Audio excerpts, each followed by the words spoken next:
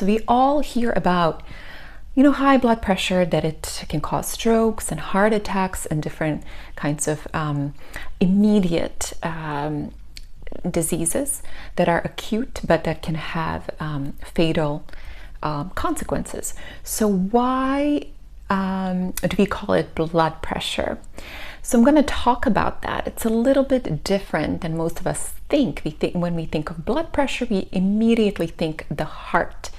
But I am here to tell you something a little bit different that's going to shift your perspective on what blood pressure is and how you can achieve a lower, more ideal, and if you have a low blood pressure, a more balanced blood pressure.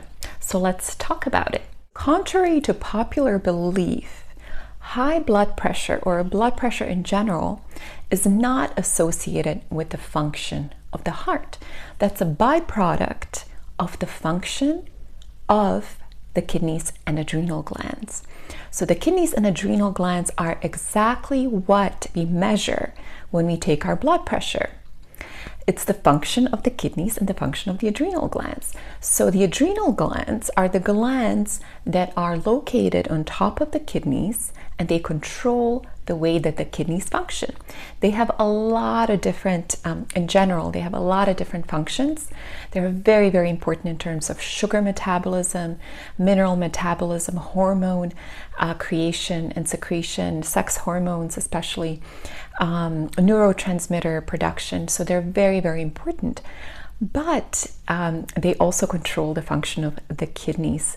So if the kidneys and adrenals are not performing to par, then our blood pressure is going to decrease or increase or sway from that balanced, perfect level. So the systolic number is the top number of your blood pressure metric. So when you take your blood pressure and you see the top number, that's the systolic number. And that number showcases the performance of your adrenal glands. So your adrenal gland function is symbolized by the top number of your blood pressure metric. So the diastolic number is the bottom number that indicates the function of your kidneys. So when you look at your blood pressure metric and you see the bottom number, that basically showcases how your kidneys function. But make sure to take your blood pressure on both sides of your body, so on both arms, because the body is bilateral. So you have two kidneys and two adrenal glands. And one of the kidneys basically takes care of the lymphatic fluid and works with the right side, if it's a right kidney of the body, while the other, the left kidney, works with the left side of the body. So they may perform in a different way. One may be more weakened than the other. So when you take blood pressure from your right arm or your left arm only, you're going to know the function of that side of the body instead of the function of both sides of the body. So make sure to take blood pressure metrics from both sides. So when you get the numbers, you can pretty much know which side of the body is stronger and which side is weaker, depending on your kidney and adrenal function on that side of the body. So let's say your right side of the body, you have high blood pressure, whereas on the left side of the body, you have pretty normal blood pressure. You can tell then that your right side of the body is weaker, and so it's going to be more prone to disease. It's going to be more prone to developing lymphatic stagnation, inflammation, and consequently any type of disease that come about as a result. Many people are confused about the kidneys. They always think that the liver is the detox organ that they should really care about. But the liver is basically an alchemical organ that takes all these elements and heavy metals and different compounds and transfers them. It creates different types of elements from what it gets to protect the body and to help the body. But when we think of detoxification and filtration of waste, that is what we should focus on when we think of kidneys. So the kidneys are the quite essential detoxification organs. They're the ones that take the waste from the body, from the lymphatic system, and they purge it. So they are basically our filters. They filter out what's no longer necessary in the body to keep us protected from that waste, from those acids, from those toxins. So we have to think of kidneys as our filters and protectors. So the adrenal glands obviously control the function of the kidneys, but they also produce neurotransmitters. So neurotransmitters are the neurons that our nervous system uses so it can function. So we have regulated nervous systems, we have energy, we don't feel tired, we feel vital. So if your adrenal glands are not working optimally, you are not producing enough neurotransmitters for your nervous system to feel balanced, so you feel energetic, optimal, vital. If you suffer from chronic fatigue, that is a sign that your adrenal glands are way down. So if you look at your systolic number, your top number, the metric of your blood pressure, if it's too low, meaning if it's below 100, it means your adrenal glands are very, very weak. There are a lot of different issues that can come about as a result of underperforming adrenal glands. But in this situation, when it comes to blood pressure, the neurotransmitters also help our hearts and our organs have that electricity that they need to perform. That means that these neurotransmitters are not being utilized by different organs of the body. They're not electrically available to the heart specifically, and the heart may not be able to pump its blood the way that it's designed to do so. So it may completely change its rhythm. It may not have enough leverage, enough strength to pump all the way to different parts of the body. When you look at the kidney function, or the lower number, the systolic number of a blood pressure, that shows us a lot about the state of the lymphatic system in the body. So the lymphatic system is the waste system of the body. It is the system that takes all of the waste produced by cells across tissues, across all areas of the body, back to the kidneys. It circulates it back to the kidneys, but it doesn't have a pump. Like the blood has the heart, the lymphatic system is also a fluid system, but it does not have a pump. So it relies on our movement, it relies on our diets, it relies on a lot of different things to circulate. So this circulation could be impacted by all those things, but if the kidneys are too weak to expel the waste, then no matter kind of what we do with the lymphatic system, if the kidneys are not working with it or are able to take it on, then we're going to see a lot of stagnation of the lymphatic system inside the body. It can't circulate, it can't come out, so it's only stuck. And when it stagnates, that's when it causes inflammation, when it eats away at the cells because it's acidic, it causes degeneration of tissues, and it causes high blood pressure because the pressure of that stagnation is building up. And when that stagnation builds up, it obviously, constricts blood vessels, it constricts organs, and the weakest areas of the bodies are impacted the most. So when the lymph stagnates, wherever the weaker area of the body is, that stagnation is going to cause more degeneration because it's obviously a weaker tissue. So when you have acid, which is the lymphatic system, the waste, on top of a weaker area, you see degeneration happening faster. So it is in those weakest areas that we will see the onset of disease. You should be worried about your kidneys and adrenal glands and your lymphatic system and not your heart. Your heart and your blood vessels are basically the byproducts. They're getting the blowback from how the kidneys, adrenals, and the lymphatic system function. So the best way to deal with your kidney and adrenal issues is to detoxify your body.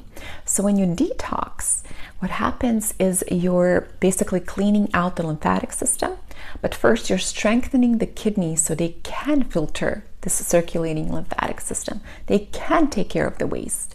So we have to strengthen the kidneys through a dietary protocol and a herbal protocol, and then through that at the same time we're circulating the lymphatic system so both can work well together. The adrenal glands take a little bit longer to heal. They're very sensitive to emotions and stress, so we're constantly using them. We're also drinking a lot of coffee, which overstimulates them. We're always under some form of stimulation, which works the adrenal glands. They produce cortisol and steroids. So it's really hard in this modern world to not use your adrenal glands daily and over abuse them, because it's just the demands of society and life. But there are a lot of different ways that we can correct them, that we can build them up. So some of the ways to build up the adrenals are definitely dietary. They very much work with the electricity from food. They take the electrons or the electrolytes from food and they incorporate them for their function, because they produce a lot of neurotransmitters, which are electric, adrenal, steroids, all of that takes a lot of energy.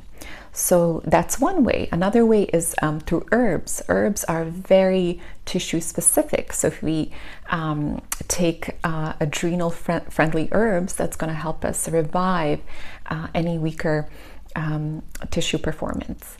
And then there's also behavioral, how we handle stress, how we handle emotions. We have to work on that.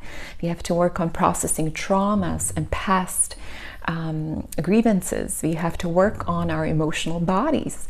That's another way to heal the adrenal glands. Regulating our nervous system as well. So all of these ways we can tackle kind of more long-term to get the adrenal function to be optimal. And that is, when we do that and when we get to that place, I mean, our lives are going to change. You're just going to feel like a different person. Most of us have kidney and adrenal problems. So when we tackle kidneys and adrenals, especially adrenals long term, we can see changes that are physical, emotional, mental, just so much is going to transform. And stable, balanced blood pressure, it's just going to be a side effect of getting the kidneys and the adrenals and the body back into balance. So once you approach healing the body holistically, you're going to see all of these quote-unquote diseases or dysfunctions just disappear, because when you nurture the body as a holistic organism, you give it electricity, you give it nutrition, you give it everything, the fuel that it needs to self-rebalance, to self-heal. And then you don't have to worry about anything popping out, anything being dysregulated, because everything functions correctly. All the parts work together. So if one part is down, the other part is going to go down too. And then we call that localized disease, which is just the side effect of different imbalances happening. But if you give the body exactly what it needs, it takes what it needs to the areas that need it the most, and it rebalances the whole system. So no one area is going to be dysregulated. Everything falls back into balance. And then you don't have to worry about a localized disease here, localized disease there. That's just the byproduct of things not working properly. Once you're on this journey, on this path of healing, of detoxification, never fear, getting it wrong, because you're just doing, if you're doing things right, if you're giving body what it needs, it is going to regulate, no matter what it looks like in the moment, because it's working on stabilizing itself. It's working on taking out, years of toxic waste from its tissues. It's working on rebuilding and regenerating tissues. So that takes time, and that takes also feeling not our best at the moment. And as you're healing, remember, you may feel worse before you feel better. And this is because the body's recalibrating. Think of what happens when all those acids are unleashed, when the body feels better and says, okay, I can regenerate. So all systems recalibrate, everything changes, and you're gonna feel it.